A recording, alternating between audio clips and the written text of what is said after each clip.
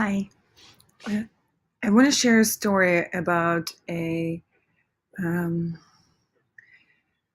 about willpower, about perseverance, determination, honor, and recklessness, or stretching ourselves too thin. I'll share the story from the first person because that's how I imagine them.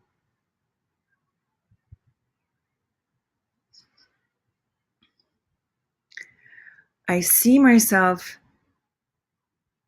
on a white horse with in a full warrior gear, and I'm a man, a general, and I see myself in the moment of jumping off a cliff on a white horse, and I know that behind me is my entire army waiting their turns to jump off this cliff.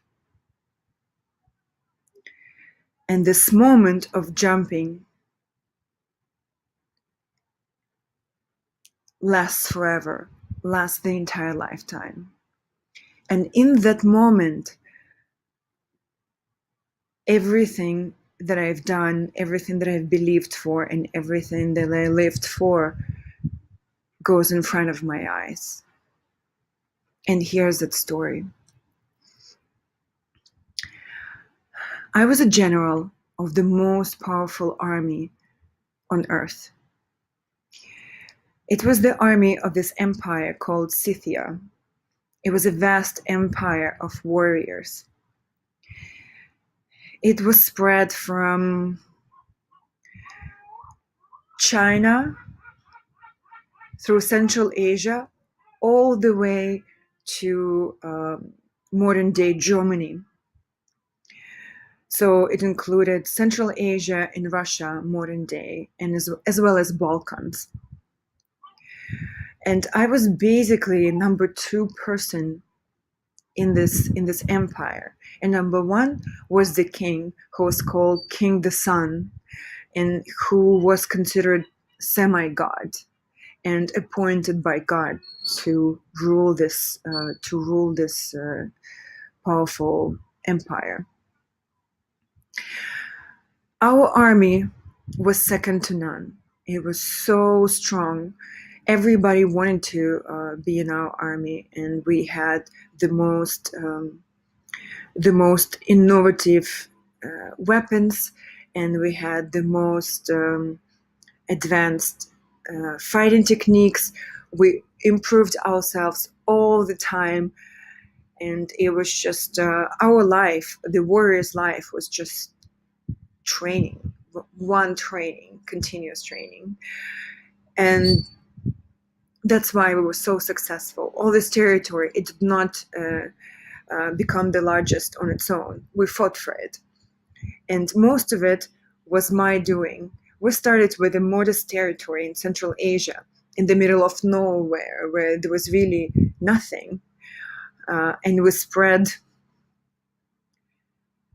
first to Europe, then all the way south to where Turkey is right now, and then the Balkans. And actually, I even conquered modern day Germany and France, and went all the way to like Ireland or Scotland, one of those hilly, rainy places. We did not stay there because it was just too much hassle. We just kind of wanted to send them a message and show them that don't mess with us. And this specific tour or campaign rather that I went on was really just sort of like a one-off thing. I just wanted to let them know, send the message of who is who. And so I've already kind of was outperforming my goals, right? So I really just wanted to do a tour into this, German, French, modern territory of France and Germany lands. And I really did not anticipate getting so far as to like all these islands and, like Ireland and whatnot. But um, but we've done so remarkably well, and everywhere we went we just conquered the lands, and the army was very happy, and we've achieved great deeds um, in terms of conquest. And I kind of this decades of continuous and persistent success, I kind of felt like anything I want to conquer is really just a matter of my willpower. If I can will it, I can achieve it.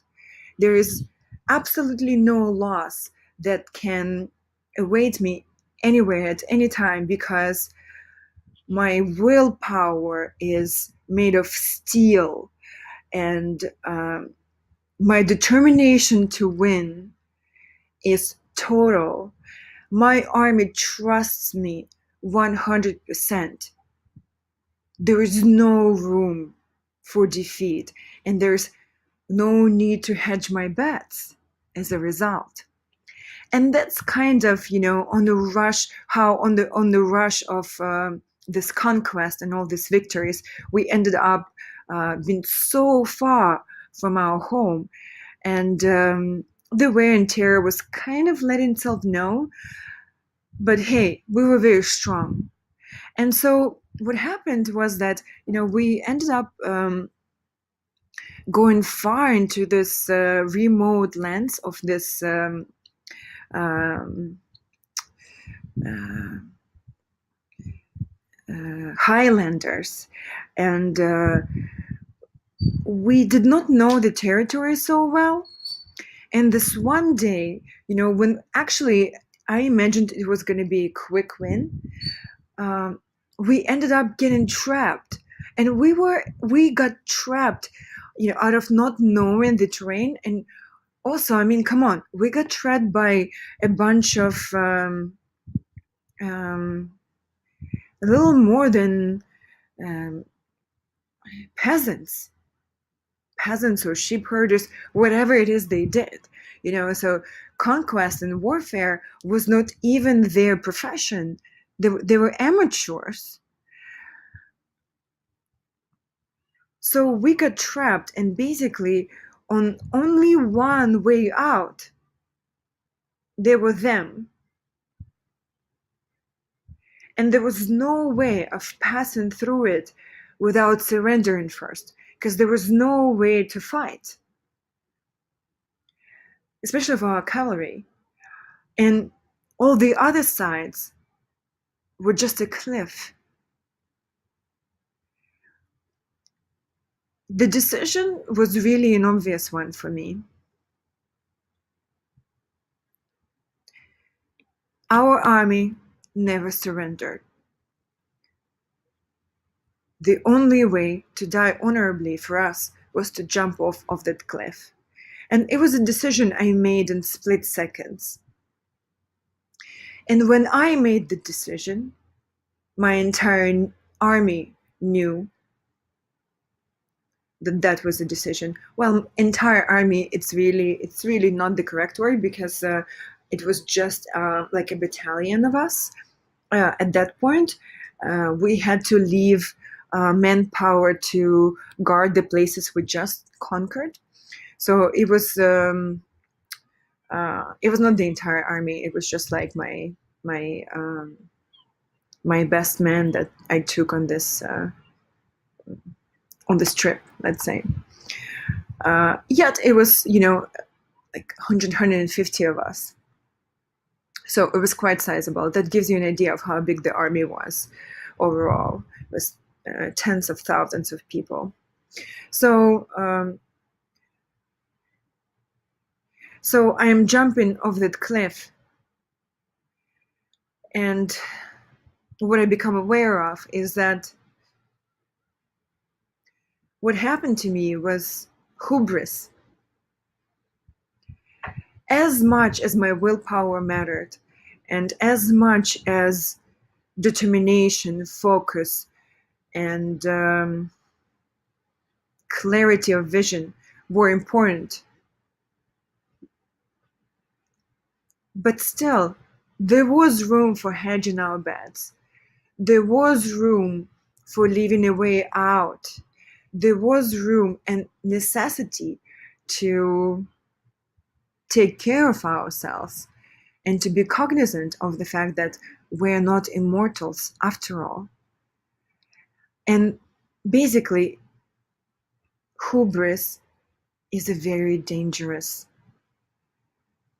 state of mind because it made me reckless. It made me risk lives of my best people and my own.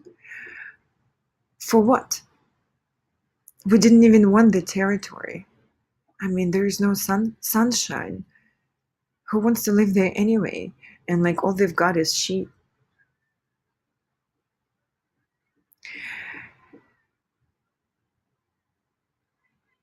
And basically that's the takeaway. The takeaway is that I can take care of myself better if I and serve my purpose better and serve myself better and those around me who I love by taking smaller steps and making sure that every step I take, I create some kind of buffer and I make sure that there is a place for me to rest and take a breath and make sure that I don't overextend myself. In other words, that I love myself enough to protect myself and take a greater care of myself. Thank you.